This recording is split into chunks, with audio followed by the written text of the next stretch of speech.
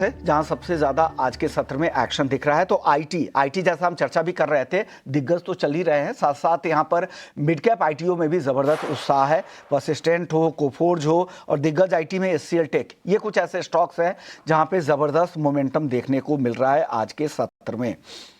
सरकारी बैंकों पर आज दबाव कहां पे आ रहा है, वो है सेंट्रल बैंक, यूको बैंक और बैंक ऑफ महाराष्ट्र। ये तीनों ऐसे स्टॉक है जिस मजबूत बाजार में सुस्त दिख रहे हैं, बहुत ज्यादा उत्साह यहां पर नहीं दिख रहे हैं। हालांकि दबाव सिर्फ यूको बैंक में है, सेंट्रल बैंक और बैंक ऑफ महाराष्ट्र ठीक ठाक कर रहे हैं, लेकिन दिग्गज बैंकों में आज खरीदारी ज्यादा दिख रही है। जो ये फोकस है बैंकिंग सेक्टर में, दिग्गजों पर फोकस ज्यादा दिख रहा है।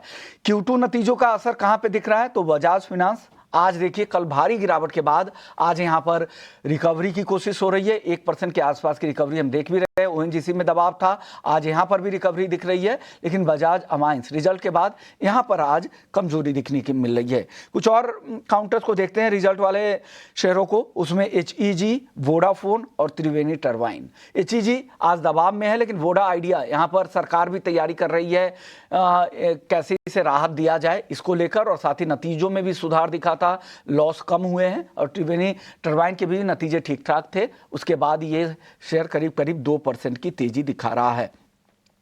25,000 करोड़ के राइट्स इशू के चलते अदानी एंटरप्राइजेज में जबरदस्त जोश है, और वो जोश बाकी जो अदानी ग्रुप की कंपनियां हैं वहां पर भी दिख रही है। अदानी एंटरप्राइजेज ही नहीं, अदानी पोर्ट हो, अदानी ग्रेन हो, यहां पर भी ठीक ठाक तेजी दिख रही है। तो इसका असर, इसका फायदा यहां पर भी मिल रहा है। किर्लोस्कर ऑयल हम सुबह में भी बताए थे, आज जबरदस्त तेजी थी, शुरुआती कारोबार से ही 13% से ज्यादा की रैली यहां पे दिख रही है। टॉप लाइन कंपनी का काफी ज्यादा मजबूत था, साथ ही रिकॉर्ड ईबिटा भी देखने को मिले, और फिर बेस्ट मार्जिन पिछले 13 तिमाही में रहा है कंपनी का, और इस वजह से ये जबरदस्त तेजी।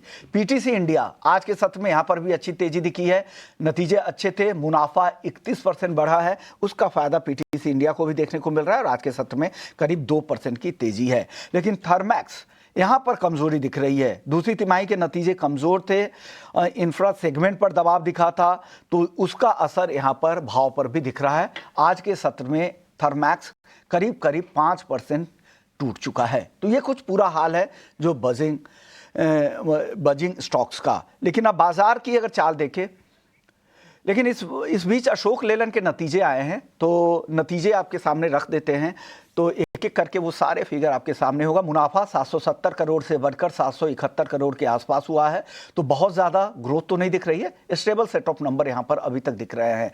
आय कंपनी की 8,769 करोड़ से बढ़कर 9,588 करोड़ हो गई है, तो आय के फ्रंट पे ठीक ठाक ग्रोथ दिख रही है, और मुनाफा यहाँ पर स्टेबल दिख रहा है। ईबिटा मार्जिन में भी बढ़ोतरी दिखी है, 11.6% से बढ़कर 12.1% ईबिटा मार्जिन हो गई है। अशोक लेलैंड करीब